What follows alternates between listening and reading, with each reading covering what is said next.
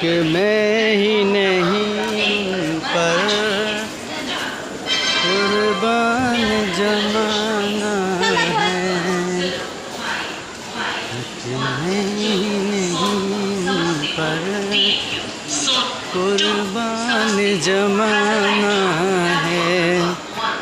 قربانی کی بات آتی ہے تب تو ہم جانور بڑا موٹا تازہ صحت مند اور تندرست ڈھونڈ لیتے ہیں، لیکن خود عبادت کی جب بات آتی ہے تو ہم روزہ نماز اس عمر میں شروع کرتے ہیں جب دنیا ہمیں ریٹائر کر چکی ہوتی ہے، جب دنیا ہمیں ہر طرح سے دھتکار چکی ہوتی ہے اور ہم کسی کام کے نہیں بچتے ہیں، تو کہتے ہیں چلو اب کرسی پہ بیٹھ کر کے اللہ اللہ کر لو۔ یعنی اب ایسے عمر میں ہمیں اللہ یاد آیا کہ جب ہم برابر اللہ کا نام بھی نہیں لے پاتے، زبان لڑکھڑا رہی ہے، ہاتھ پیر گھٹنوں میں درد ہے، صحیح سے سجدہ بھی نہیں کر سکتے، صحیح سے رکوع نہیں کر سکتے، تو اب ایسی عمر میں ہمیں خدا یاد آتا ہے۔ میرے بھائی، یہ جو قربانی کے لیے آپ کو کہا جا رہا ہے کہ صحت مند جوان اور تندرست جانور قربان کیجئے، اس سے ہمیں آپ کو ایک سینس ملتا ہے کہ اللہ کو جوانی اور صحت اور تندرستی بہت پسند ہے۔ اللہ کے نبی علیہ الصلوۃ والتسلیم فرماتے ہیں المؤمن القوی خیر واحب الی اللہ من المؤمن الضعیف، کہ جو طاقتور، صحت مند اور تندرست اور توانا مومن ہوتا ہے، بندے مومن نا، وہ اللہ کی بارگاہ میں زیادہ مقام اور مرتبے والا ہوتا ہے، اس کو رب کی بارگاہ میں زیادہ حیثیت حاصل ہوتی ہے اور وہ زیادہ خیر اور بھلائیاں سمیٹنے والا ہوتا ہے۔ اچھا، اس کا مطلب یہ بھی نہیں ہے کہ اب بڑھاپے میں اگر کوئی شخص جسے مان لیجئے زندگی بھر وہ خیر سے محروم رہا اور وہ خیر اور بھلائیاں نہیں سمیٹ سکا، اللہ کی عبادت نہیں کر سکا کسی وجہ سے، اب اگر وہ آخر میں بڑھاپے میں وہ اپنی گناہوں پہ اور اپنی پچھلی زندگی پہ نادم ہوتا ہے اور توبہ کر کے وہ مسجد آتا ہے، تو اس کا مطلب یہ بھی نہیں کہ اب اللہ اسے قبول نہیں کرے گا۔ دیکھیں، اللہ میرا بڑا کریم ہے اور میرا اللہ بڑا غفور و رحیم ہے میرے بھائی۔ وہ دیکھیں، دنیا آپ بڑھاپے میں نا،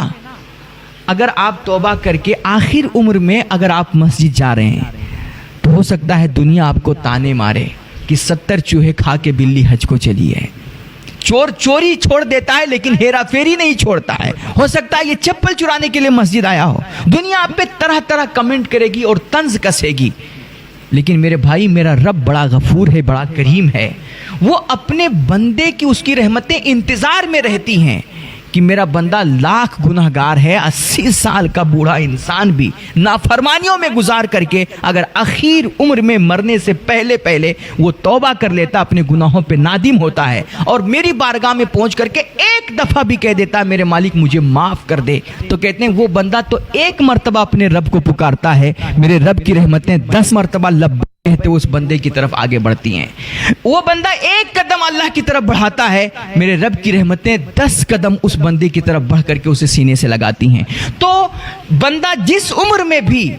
اور جس وقت بھی رب کی بارگاہ میں آ جائے، اس کے لیے خیر ہی خیر ہے اور وہ رب کی بارگاہ سے کبھی مردود نہیں ہوتا ہے۔ لیکن پھر بھی جوانی کی عبادت وہ جوانی کی عبادت ہوتی ہے۔ میرے رب کو جوانی بڑی پسند ہے۔ اللہ کے نبی علیہ الصلوۃ والتسلیم فرماتے ہیں کل قیامت کا دن ہوگا، حشر کا میدان ہوگا، ساری دنیا حشر کے میدان میں جمع ہوگی اور گرمی کا حال یہ ہوگا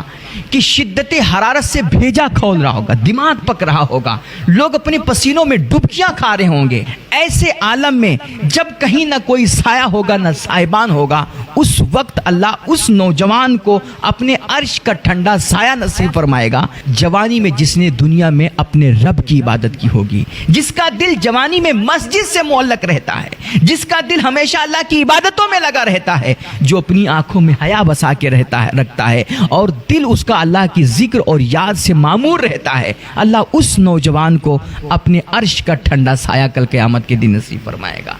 تو جوانی میرے رب کو بہت پسند ہے۔ کر جوانی میں عبادت، کاہلی اچھی نہیں، جب بڑھاپا آ گیا تو بات بن پڑتی نہیں۔ آج اللہ رب العزت نے ہمیں آپ کو صحت مند رکھا ہے، ہمیں تندرستی عطا کی ہے، ہمیں توانائی عطا فرمائی ہے۔ جب تک یہ ہاتھ پیر کام کر رہے میرے بھائی، اپنے رب کو یاد کر لو، ورنہ اس جوانی کا کیا بھروسہ کہ کب یہ ڈھل جائے اور کب ہم لاچار و مجبور ہو کر کے دوسروں کے محتاج بن کر کے چارپائی پہ پڑ جائیں، اور ہمیں جب تک کوئی ہاتھ نہ دے اور ہمیں کوئی اٹھانے بٹھانے والا نہ ہو، ہم خود سے اٹھنے بیٹھنے کے لیے بھی ترسنے لگ جائیں۔ میرے حضور نے فرمایا تھا